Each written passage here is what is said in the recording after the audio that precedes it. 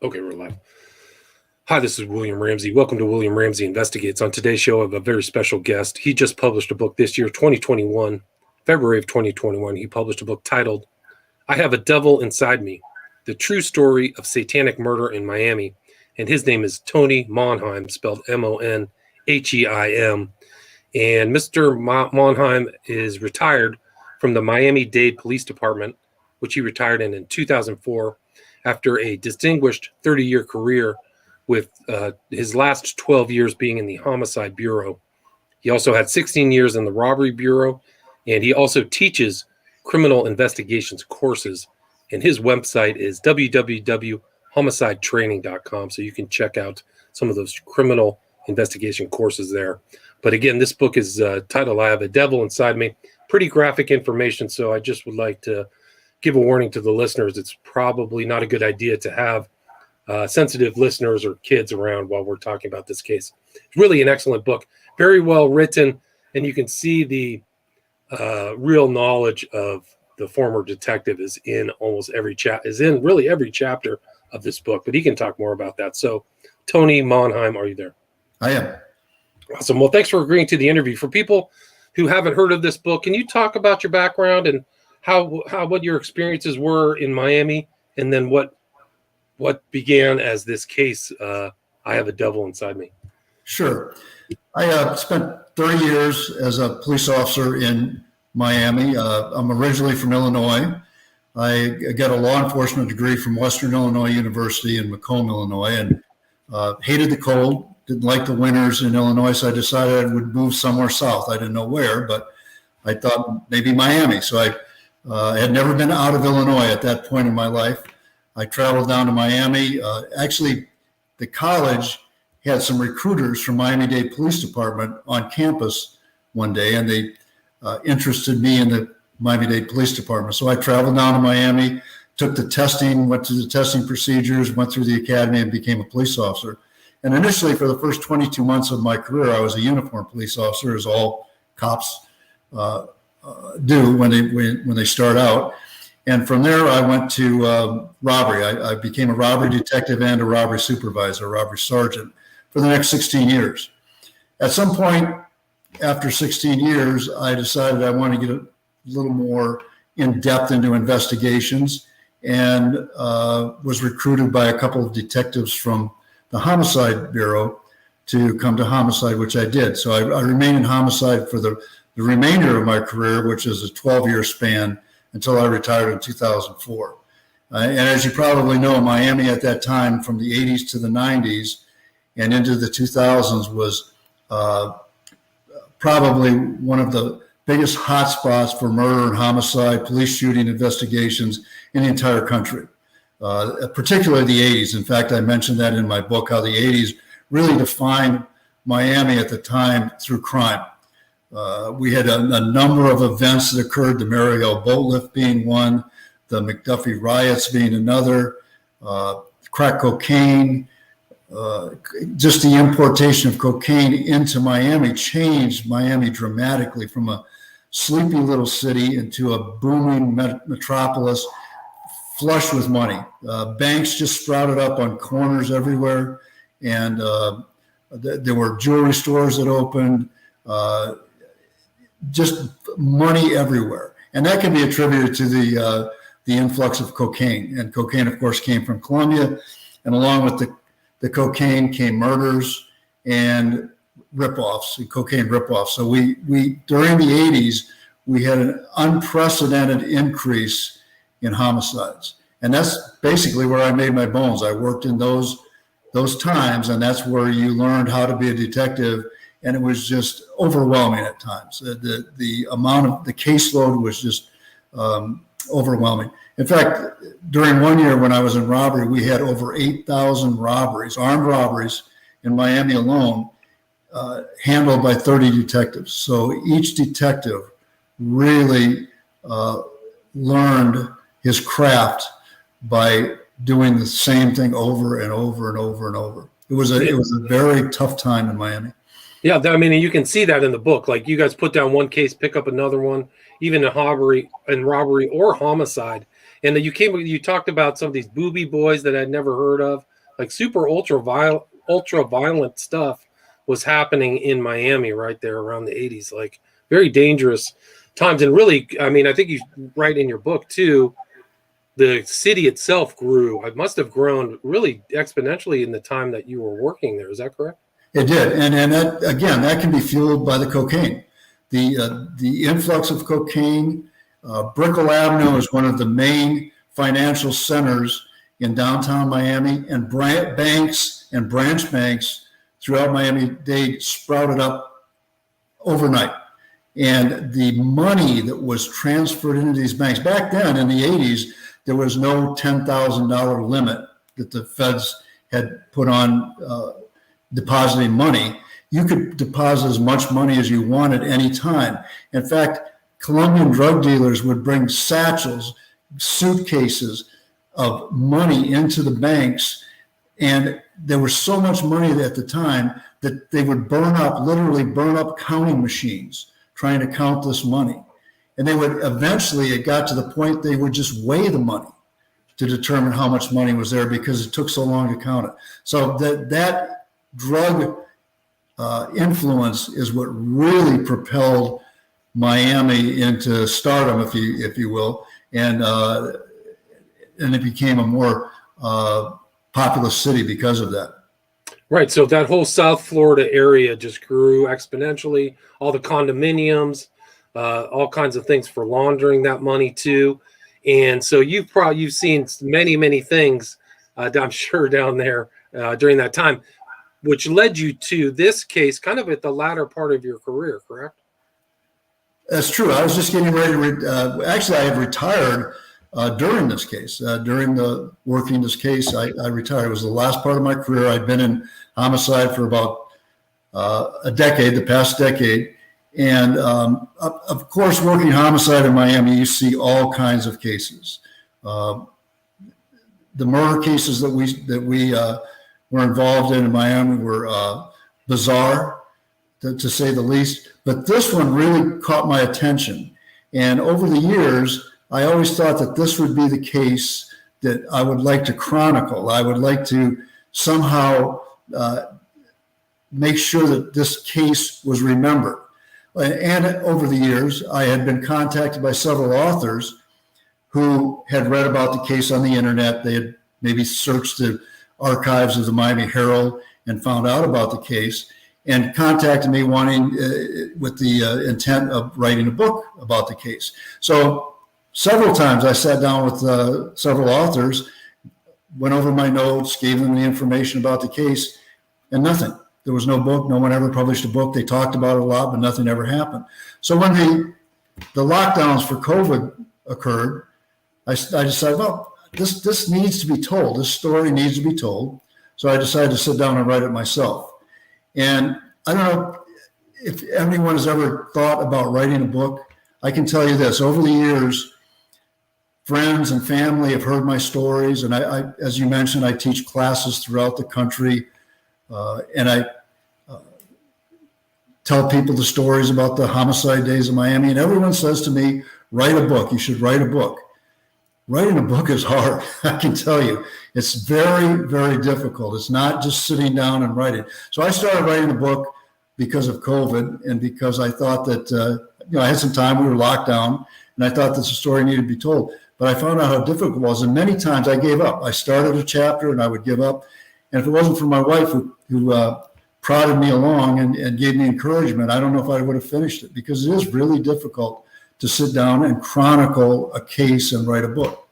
Well, I can tell you your writing is excellent, but also your details and your experience really is an exception to a lot of the true crime books that I've read. I've read quite a few. So kudos to you for writing and taking the time to memorialize this. There's a lot of pictures, very graphic pictures in the book. A lot of it's very well detailed, much more so than other true crime books that I've read. So that's another exception to kind of the true crime norm that's in this book. But for this case, can you talk about where it started in Miami and your involvement? Sure. It's basically a very simple case. It's not a whodunit. It's a love triangle. a woman who had two boyfriends. One of the boyfriends becomes angry. He's a Satan worshiper. He's not only a Satan worshiper, but he's into all kinds of different, what are known as, I'm sure you know, the left-handed path, Pae Mayumbo, Santeria, Voodoo. He dabbled in all of these, but primarily in Satanism. And he decided that he was going to kill the ex-boyfriend of his current girlfriend. And in the process of doing that, he used some ritualistic things that he did during the case that are very interesting, I thought. One of the things that we're very familiar with down in Miami is Santeria. Of course, Santeria is everywhere. We're very familiar with Pae Mayumbo. But in this case, because he was so involved in it, I really took a nosedive into some of these occult practices and learned a lot about them, particularly Pae Mayumbo. We had a medical examiner by the name of Charles Wetley, who unfortunately just died a couple of years ago, who had offered a class at the medical examiner's office on some of these occult practices. And that's where I learned most of the forensics and how they're involved in homicide investigations from Dr. Wetley. In fact, I mentioned a case that he handled in my book. Yeah, you mentioned a case where he said he predicted that something would return within 21 days based on his knowledge of it, and it happened. So I thought it was interesting. When I was reading your book, I looked up Wetley because of his interest in the occult, and unfortunately, he just passed away within the last year or so. But the real case starts with the finding of a body part, right? Sure. Two young boys are taking a shortcut through an open field in Brownsville, which is a section of Miami. It's a inner city section of Miami. And they see what looks like a severed leg in some plastic bags.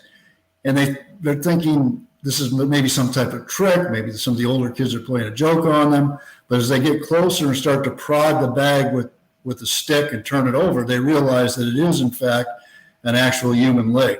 So they run home and they tell their parents, and their parents call the police. And as the first initial uniform officer gets here, not only does he realize that this is a human leg and the left leg, but he also realizes that there is probably a body about 30 or 40 feet away, encased in two garbage cans that have been forced together. He can tell this by the stench, by the smell of death that's coming from these garbage cans, and the infestation of flies that are covering not only the body inside, but the outside of the cans. Right. So that's where it really starts. And that leads to try to identify who this person is. What happens once that person is identified? Well, we go to the trailer of the suspect. His name is Lazaro Galindo. He's 20 years old. He's a Latin male. And as we knock on the door of the trailer, when he and his girlfriend, who was the other part of this love triangle, open the door, we can tell that they're startled, that they're wide-eyed, and we can tell that they're trying to hide something. So as we walk in, we see that this trailer is a mess. It's just filthy, dirty. But in a corner of one of the rooms is a Pae Mayumbo shrine, which he refers to it as a shrine, which is, you'll see pictures of it in the book. It's a kettle with a machete and some metal objects, a knife and some other things stuck down into the cauldron. I believe it's called a penda is what they refer to it as in Pae Mayumbo. And there are some trinkets that he's offered as sacrifices to the spirits. Pae Mayumbo believes in one God, but many stronger spirits that can be used to aid a person in their life and help them with their problems. Very similar to Santeria, but much darker than Santeria. Santeria is considered a white magic religion. Pae Mayumbo and Voodoo are considered black magic. So these come all the way back from West Africa. So they come up through the Caribbean.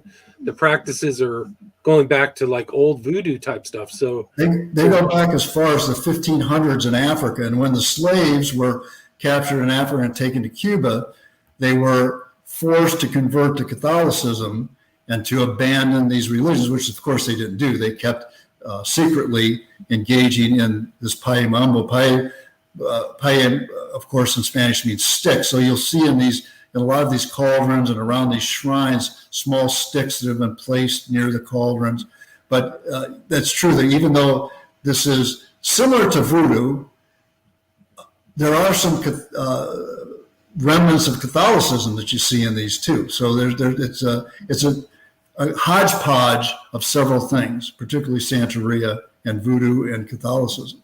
Right, and these like offerings are supposed to go to manifest some spirit too, right? So they're throwing chicken feet and blood, really gnarly, and the pictures of the cauldron or kettle, very dark looking, machetes and really sinister kind of thing. And there was blood on the walls too of his trailer too, right? Exactly. He would sacrifice animals. He would sacrifice lizards. Of course, there's abundance of lizards and iguanas down in Miami just running free. So he would capture those and kill them, sacrifice them, drain their blood into the cauldron, maybe pigeons or cats, dogs. Some of these shrines, the people that keep these shrines even go so far as to kill horses or cattle to sacrifice to the shrine. And you're correct. When we were looking at the shrine, I noticed there was some blood spatter on one of the walls that looked like cast-off spatter. It was elongated, and that indicated to me that there's some kind of force that threw that blood onto the wall. And I asked him, I said, Lazaro, how did this blood get on the wall? And he thought very quickly, I thought, on his feet. And he said, when I pulled the head off a pigeon, when I sacrificed one of my pigeons, the blood spattered onto the wall.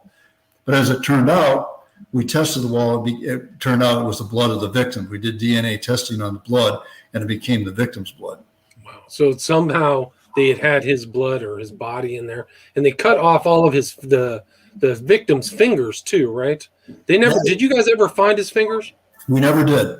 And that is one of the hallmarks of Paye Mayombo too, that the ultimate sacrifice is to use a human skull or body parts, human body parts. Now, what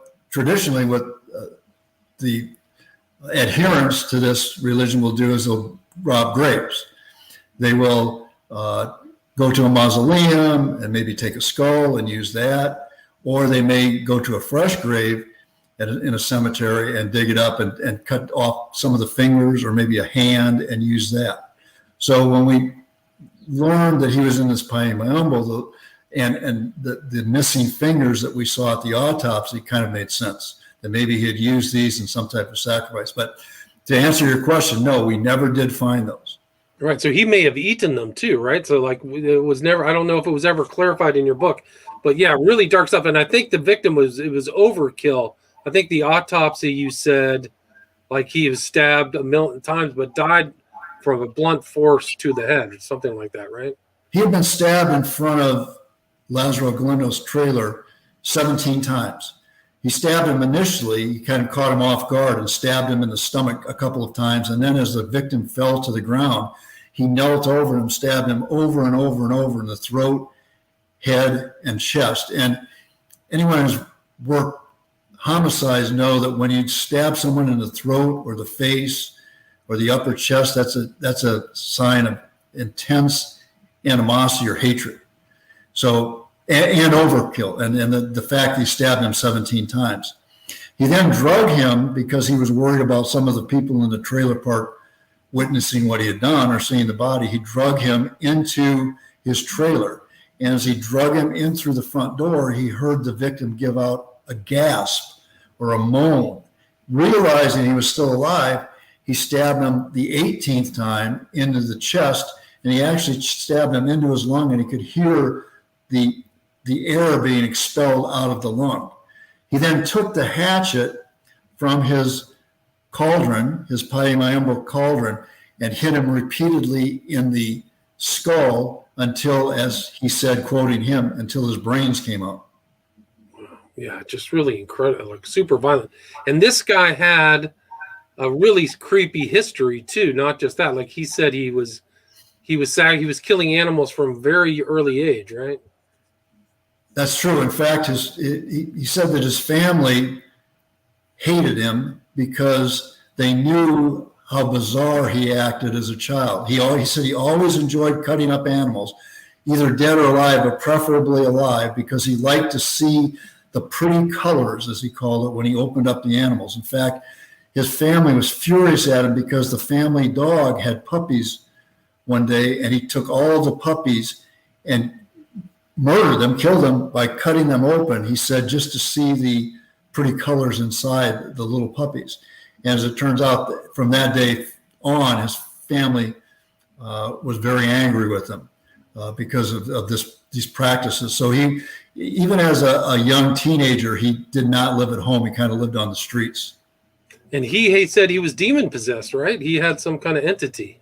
That's an interesting story. When eventually I talked to him at the homicide office, that's when he tells me the title of the book.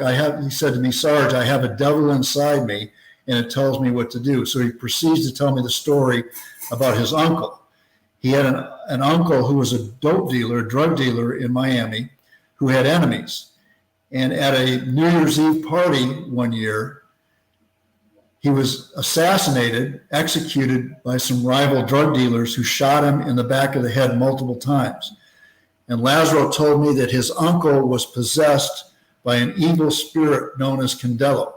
The moment that his uncle died, that evil spirit jumped from his uncle into him, because he was standing there next to his uncle when he was executed, jumped into him and has possessed him ever since. Wow. So, and it was like, the way you portrayed it in the book is that this entity or being or Candelo was telling him how to conduct all these crimes. Exactly. Right? Exactly. He told Candelo, supposedly told Lazaro how to get away with the murder.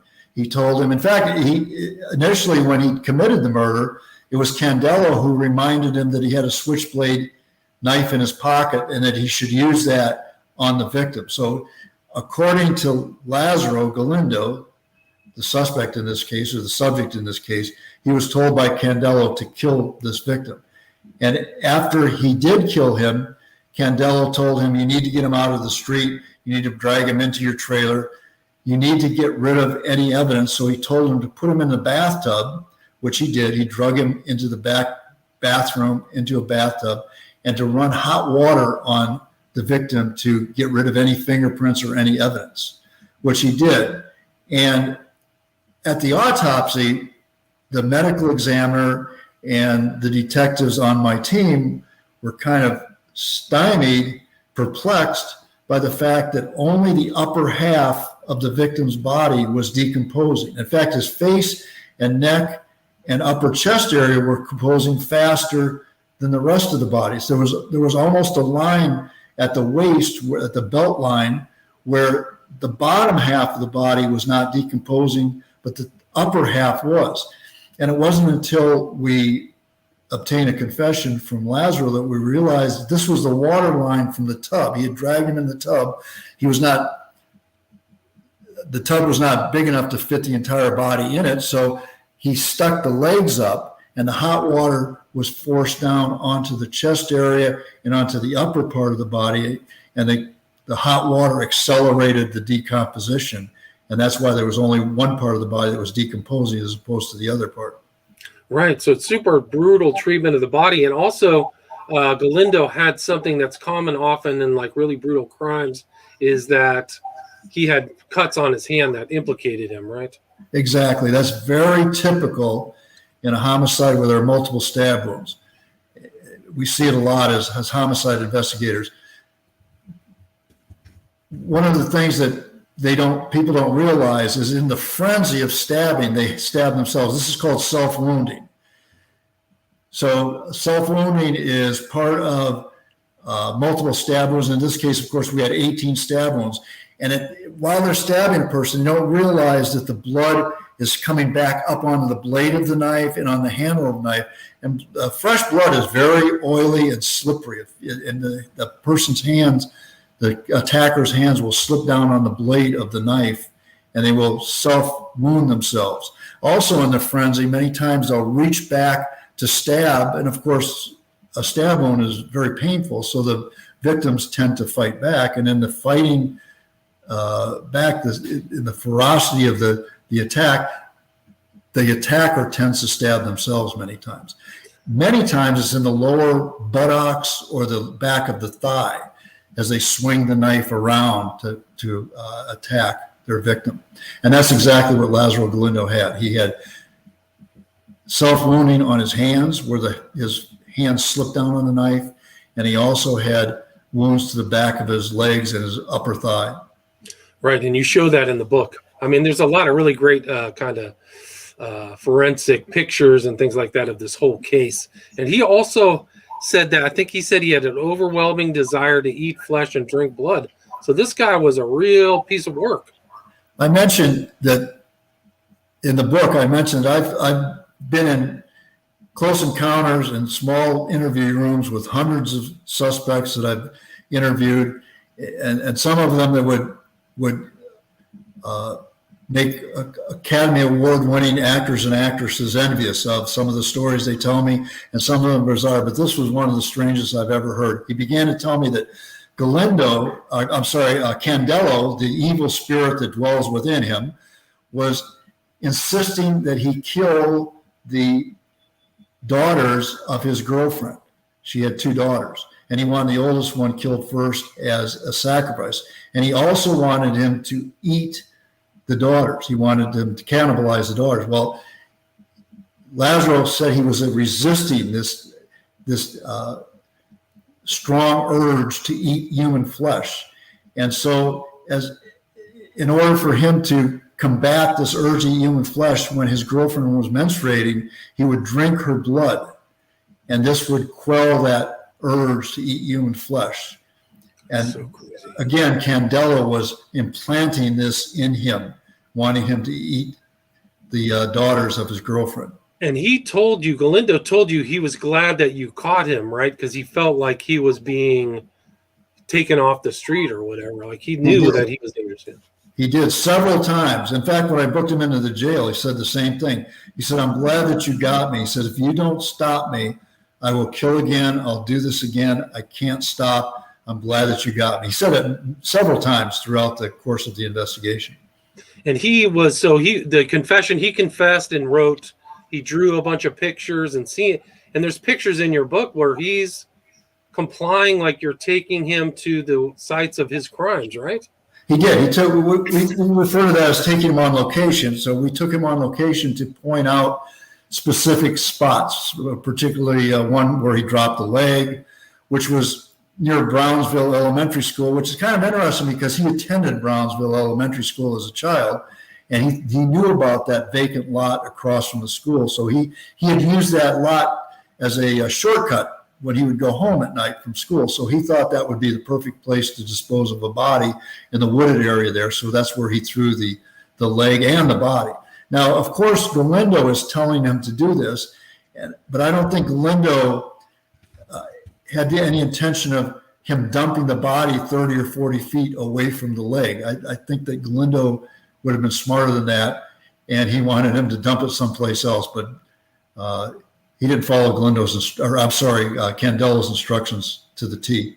And he said like Candelo was smart, like he thought the demon was intelligent. I mean, so much. And you suspected that this wasn't his first crime, although he never divulged anything to you, right? I did. And even the members of my squad, we all thought that because it just seemed too easy. It just seems so simple for him to do this and try and get away with it. I mean, he made some colossal mistakes. There's no question about it, the way he disposed of the body, et cetera. But it just, the way he disposed of the body, the way he tried to, the way he cut off the fingers, the way he tried to dismember. And that's the reason the leg was found in the open field is because he thought he would dismember the body and spread it throughout Miami-Dade County. However, as anyone who has ever dismembered a body finds out very quickly, it's really hard to do. It's difficult work. And so he just gave up after he cut off the leg. Then it was just too much for him. He decided just to dispose of the leg. Now, the reason Candelo told him to get rid of that particular leg is it had on the calf a tattoo of the victim that said Argilio. And when we published that information to the news media, the victim's son, who was 22 years old, came forward, contacted us at the homicide office, and that's how we identified who the victim was. He said, my father and I both have tattoos, Argilio, on our leg. I'm Argilio Jr., he's Argilio Sr. We both have tattoos on our leg that I gave him as a present the past Father's Day. We both had the tattoos done at a tattoo parlor for a Father's Day present. So that's how we identified the body. That was it. And you had a very detailed section in your book, chapter 3 or 4, where you discuss how hard it is for murderers to get rid of bodies and how they don't think it through. And often that's like one of the clues or keys to solving cases. And that's interspersed throughout this book is your deep knowledge of criminology, etc. So I highly recommend people check this book out. And you kind of had to fall. Like, I think he didn't go to court for like 3 or 4 years after his arrest, right? 7 years. Wow. 7 years. He fired. You were retired, right? Yeah. I was retired. He fired 5 attorneys. We went through 3 different judges and I don't know how many different prosecutors until it finally came to trial. And he eventually decided he didn't want any attorneys and he was going to defend himself. The judge, of course, tried to talk him out of that because he knew that it would be a fiasco in court, which it was.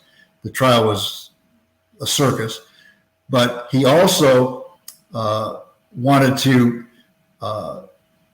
have the witnesses and the jurors sworn in on the Satanic Bible rather than the Holy Bible. He requested that the judge allow him to wear certain satanic gear, satanic garb. He wanted to wear a black cloak. He wanted to wear a pentagram into court. He wanted to wear certain satanic rings, and he wanted to have the jurors and the witnesses sworn in on the Satanic Bible. Right, and I think you said that he was a member of the Church of Satan by then, so he was all over the place in his ideas. But he really, I think he wanted to be like called the Lord or something, or God. I am God is what you said he stated. So as one of his aliases, when he was arrested prior to this, he listed his name as Lord Diablo Galindo. So he even had these fantasies years earlier. Right, and a fairly young guy, 20 years old, not too old. So somehow he developed very different than other people. Like his background must have been really strange to be how much Palo Mayumbe, like you and I talked in the pre-show about this guy, Jesus Adolfo Constanza. His mom was a witch. He was involved in that. Did you ever hear anything about this guy's family or mother or parents being involved in this kind of occultism? No, actually his family seemed very normal, which I was surprised. I was shocked when I knocked on the door and spoke to his parents. They seemed very nice people, very, very normal family. They showed up during the trial and sat in the front row supporting him throughout the trial. Every day they were there, but they're just a normal Latin Cuban family in Miami. Somehow he went astray, and and I talked to them about that, and they really don't know what happened, but they did repeat the story about the dog, the puppies. Then they thought that was his downfall when he started doing that. They don't know why he started doing it, but he did. Yeah, that's really crazy. An excellent book. Highly recommend this book. Tony, where is the best place for people to get I Have a Devil Inside Me? Amazon. It's published through Amazon. And if they just go to the Amazon website, you can either get a hard copy or a digital copy. I would recommend the digital copy if you have a Kindle because the pictures are much more clear. They're sharper in the digital copy than the hard copy.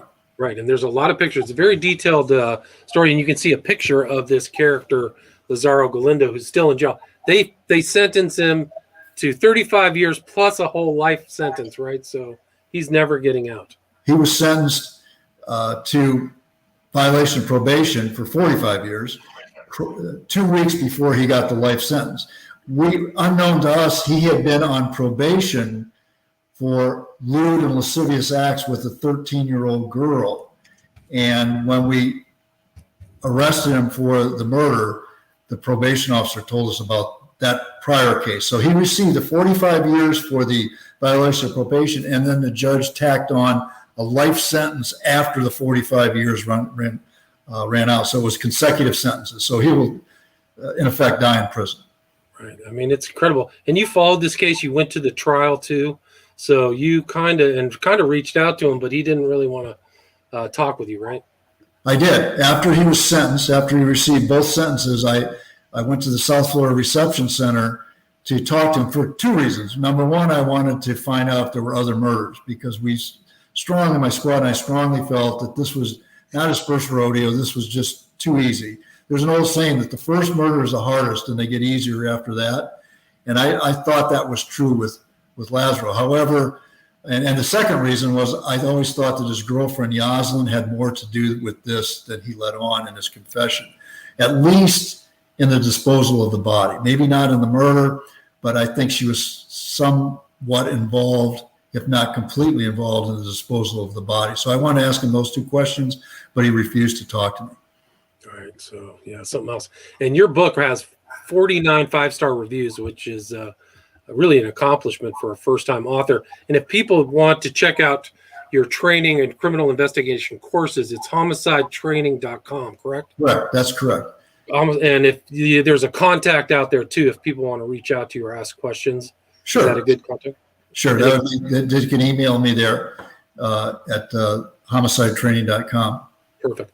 And again, the author's name is Tony Monheim. Book just published February 2021 is titled I Have a Devil Inside Me, the true story of satanic murder in Miami. Thank you so much, Tony. Sure, my pleasure. Take care. Stay there.